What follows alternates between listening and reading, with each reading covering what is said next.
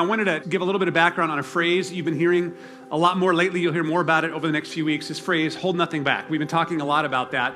It's our 2025 theme, and I just want to give you the context on what that is, where it came from, and where we're headed. And we are going into our 25th year as a church, which is crazy. We are a quarter century old as a community. And so as we thought about the coming year, back in July, began to pray through, is there a theme, God, that you have for us in 2025? Like a rallying cry that we can come around that'll give us focus and direction as a church. And in that process, this idea, hold nothing back, came to mind. I don't even remember how it came up. But I began to think and talk to our leaders about what would it look like if we, in 2025, held nothing back in our relationship with God?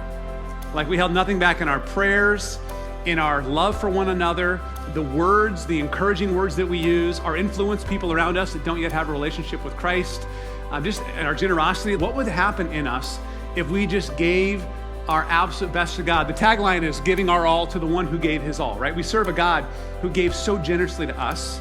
He did not hold anything back. And so we want to respond the same way for him. And so out of that became this theme for 2025. And our goal with Hold Nothing Back 2025 is very, very simple. Audacious, yes, but simple. And that is that 100% of us would participate in what God is doing during Hold Nothing Back. And if you do goals much, your goals are supposed to be SMART goals, S-M-A-R-T, A means attainable.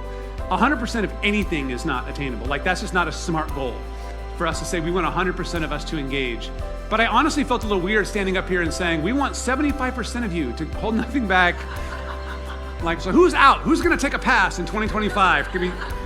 It's just awkward. We want everybody to go on this journey. Literally, we don't want to leave a single person behind. And so that's my prayer for you, is that 100% of us, me included, would lean into the spiritual growth opportunities that this Hold Nothing Back year is going to bring to us.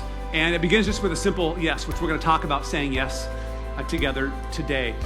We've already started 2025 with a bang. We're off to a great start. Not only have we been in this teaching series on prayer, but really we tried to create an early 2025 movement with prayer. So 450 of us are praying through a prayer focus, 40 days together. We're on day 28 today. That's continuing over the next week and a half. So that's been exciting to pray the same things as a community.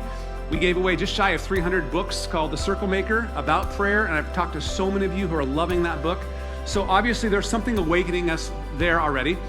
Next is in 2 weeks, we're going to kick off a teaching series and a weekly devotional tool that we'll provide you that will, for 5 weeks, help us really be people that lean into the God-sized opportunities he brings along. How do we embrace those and watch where God takes us as a result? So we're going to be doing that in our next series.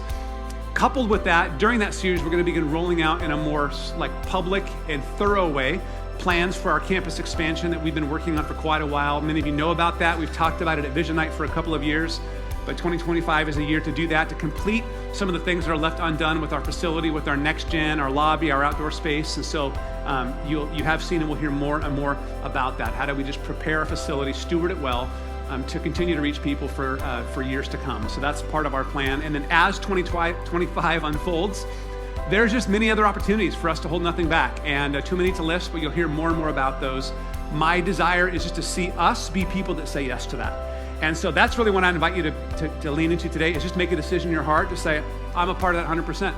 And if you have a heart for this church or sense that God's doing something here that you want to be a part of, get on that journey with us, and let's just watch where God takes us.